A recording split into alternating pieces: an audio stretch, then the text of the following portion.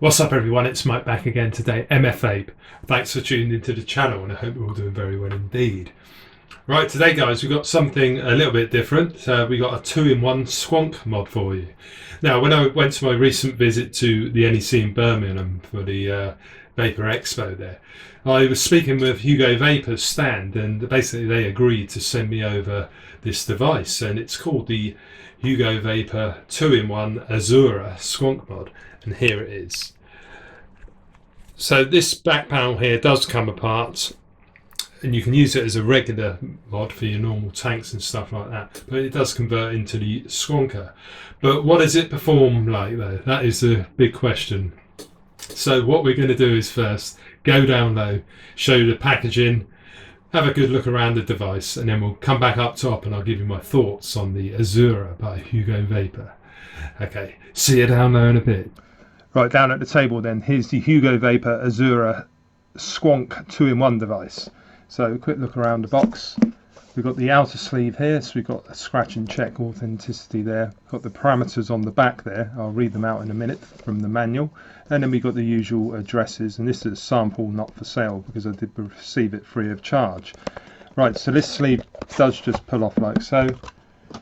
And you're presented with this box, and it's a flip style box with just that name on there. Right, usual warranty card there. We've also got a battery safety card, which is a nice touch, and there's also a braided USB firmware update or charging on the device cable, which I don't recommend doing. Right, you also get this map style pull out manual. So let's just have a look at some of these parameters then. So the dimensions are 80 by 46 by 50 millimeters or 35 millimeters if you just have it in normal mod mode. It's 196 grams. We've got a 0.96 inch screen, 240 by 240 pixels. It's made from die cast zinc alloy and stainless steel, and we've got a wattage range of 1 to 228 watts, input voltage of 6.2 to 8.4, output of 0.5 to 8.4. Right, input amperes is 30 amps max and output is 50 amps. The resistance range of 0.06 to 3 ohms and a 2 amp max charging current. Right, here's the device then. We've got a raised bit of branding there with the Asura written on it. We've got redefine your Squonker on the side there. You'll notice this comes in two sections. This piece does pull off, which is your Squonk section. We'll have a look at that in a minute. But on the top we've got the 510 connector, which is, it stays as a Squonk connector whether you're using it in Squonk or regular mode. This connector does move up and down. I'm not sure if it's spring loaded or just like on a rubber seal or something like that, but it does move up and down for your different sizes of a 510. So we'll have a look at the front. Here's the fire button, nice and clicky, up and down buttons to raise. A quick look on the side there. We've got the firmware charging port on the front. On the bottom we've got venting holes for your external 18650 batteries. So it does take two of those, and to open it you just get your nail in there like that. We've got the polarity marked, but it is just in the actual metal. It would have been good if it was actually in white, but we've got positive there, negative there. Quick look inside. We've got a magnet on the bottom here. Now this one basically marries up with the magnet on the Squonk section here. So we've got two magnets on the top and bottom. So this Squonk bottle, I did measure it, it holds around 8 milliliters of e-liquid. But it's made out of like some sort of plastic. It's not particularly very soft, and it also doesn't seal very well. So if you just hold your hand on the top there and squeeze it, you can sometimes feel like air escaping, I should say, because this is just metal thread onto plastic, which isn't ideal. And to actually attach it to the sled thing is quite tricky as well, because this thing moves quite freely. What I find is leave it a bit long and then try and push it back on. Get it on there, and then you can just push the bottle back up like that. So on the side you'll notice we have got this hole here. This is basically where the Squonk liquid is transferred from. So that just plugs in on the top. We've got the two magnets holding it on. But if you did want to just use it in regular mode, you can take this thing here, this little plug, and you can push it in here. And you can move that around to your required position. But yeah, it's just a little bit of plastic, that one. So push that back on. Let's get a couple of batteries. Right, so we've got positive up. There we go. Negative up on that side. Pull that back, push it. That's nice and shut now. Right, and it does switch itself on automatically, but to turn it off, it's 5 clicks. There you go, power off. So 5 clicks to turn it back on. And you're presented with the Asura 2-in-1 logo. Right, look at the screen. Now this screen is at full brightness, and it might look okay on the camera, but it really is faint. It's a real con in my opinion. So we've got the battery markers there. We've got whether it's in power mode or temperature at the top. Normal. You've got a clock there, puff counter, wattage, and it also tells you the seconds. You do get a screensaver clock there, which comes on too. And then you've got your resistance, your voltage, and the amperage there. Right, there's 2 parts to the menu, so it is a little bit clunky, this menu, but 3 clicks and you've got power flashing at the top, and then you can scroll through. You've got nickel 200, you've got titanium, stainless steel 316L, bypass mode, which basically just uses the voltage left in your batteries, much like a mechanical device. C1 is the power curve mode, so you can go through there and adjust the wattage at different stages of the cycle, and then back to power. So there is another part of the menu. If you press up and fire, you can set your time, your brightness. I'll just go on to brightness there. You can just see that that's at full brightness already, and even full brightness isn't enough. It really is faint. You've got your puff counter, stealth mode. You can put it in so you can just turn the screen off and just use it without a screen. You can set the values of the TCR, back to default puff time, and then you can exit there. Now if you did want to, like say, go into the TCR value, this is a little bit clunky, this bit, because you can scroll through the nickel, titanium or stainless steel, but you have to get it just right.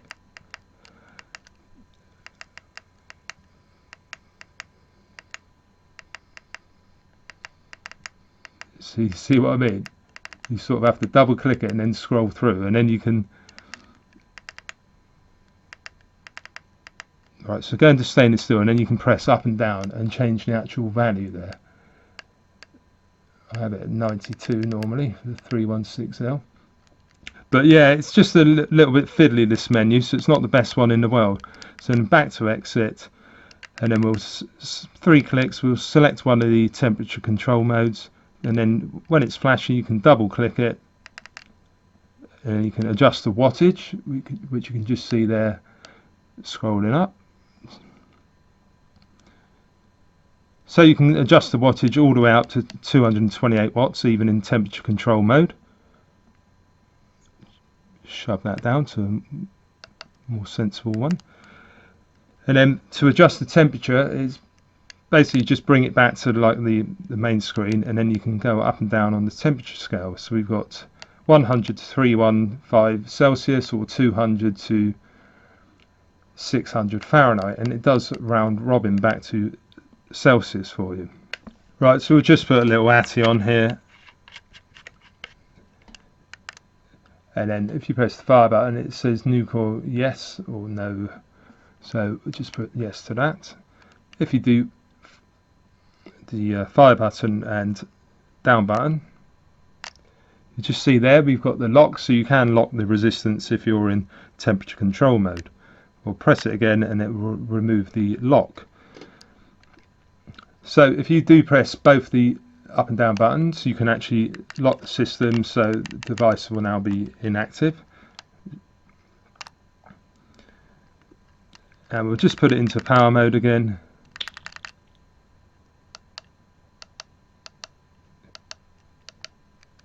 There we go, and I'll just show you the scroll. So it does go in 0.1s, and then it starts going up in 1s all the way up to 228. and it does round robin again. So not a bad scroll on here, but yeah, not bad at all, the actual scrolling on this one. So turning it off is 5 clicks. Right, so this is what it looks like if we haven't got the Squonk panel on. So it is a lot more comfortable in this particular mode, and this is the mode that I actually prefer using it in. And there you have it. Right, so that's a good look around the Asura mod. So let's go back up top now and I'll tell you what I think about it. Right, we're back up top with the Asura mod by Hugo Vapor. Right, what do I think of it then? Well, let's get on to the actual fit and finish of it, shall we? We've got no rough edges, anything like that, so it's nicely machined. The door opens nicely, no dramas with that. We've got some venting on the bottom, which is always nice to see. We've got nice and responsive buttons to it. The up and down buttons are protruding nicely, so I don't think you'll have a problem with any of that. One big con with this though is this screen. It really is dim. If you're outside, I just find it impossible to read it. It really is, especially if it's a sunny day. So they really need to think about getting a new screen for this device, because even in like the room now, I'm finding it a struggle to actually read it. So that is a big letdown for me with this one. As far as the ergonomics, it fits nicely in the hand, especially without this Squonk sled on it. And we'll get on to that bit now, because this is designed as a 2-in-1 Squonk device. It says redefine your Squonker on the back there. But yeah, if I take that off, you'll notice it does get a little bit wet on the back of there. And as I alluded down below, this Squonk bottle, it doesn't seal properly. So when you're actually squonking it, you're not getting the required pressure to squonk sufficient liquid in the actual RDA or the tank if you're using an RDTA.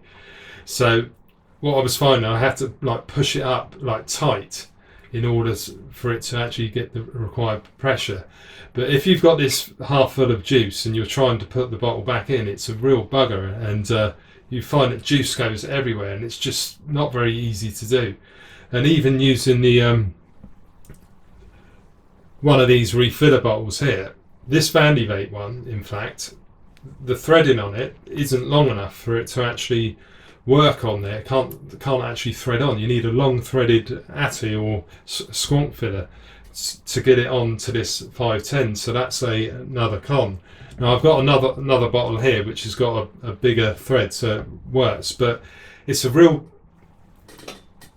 bitch to actually fill up, because normally when you put the refiller bottles on the top, you have to squeeze the air out and then fill it up, squeeze it.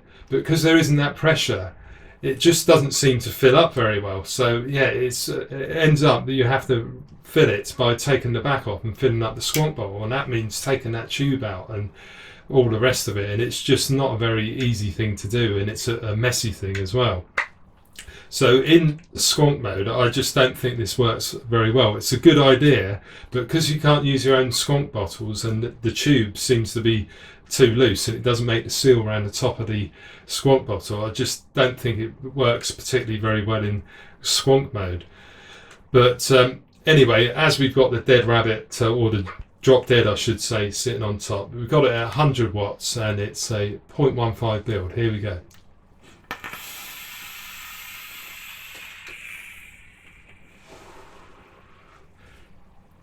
Right, does that feel like it's hitting 100 watts? It's not bad actually, because I have tested it up against the drone at 100 watts and it's not far behind. So I think the actual mod, the chip in here, is working really well. I've got no dramas at all. In fact, I've been enjoying this mostly just using my tanks or RDAs without a Squonk pin install, because I just think it works better with it. And it's also got a better form factor. Where's my tissue gone? Let's just wipe it down.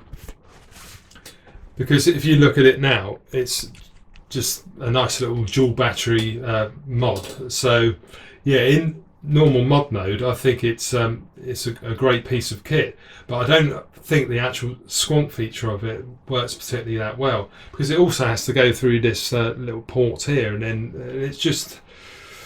it's a nice idea, but it's the bottle. You just need to redesign the bottle, in my opinion. You need to make sure it's got a proper seal, and make sure that like the threading going onto plastic isn't ideal as well. Maybe get a little metal sleeve on there that you can thread into. But yeah, the bottle definitely does need to be redesigned.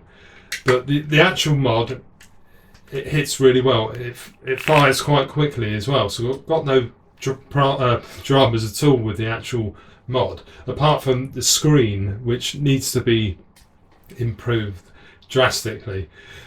But yeah, all in all with this device, would I recommend it? I think it's a good try, but I don't think it works well enough in Squonk mode for me to recommend. But the actual mod, if you want to use it as just a regular dual battery mod, I think it's a great little mod, but the screen is too dim for my liking.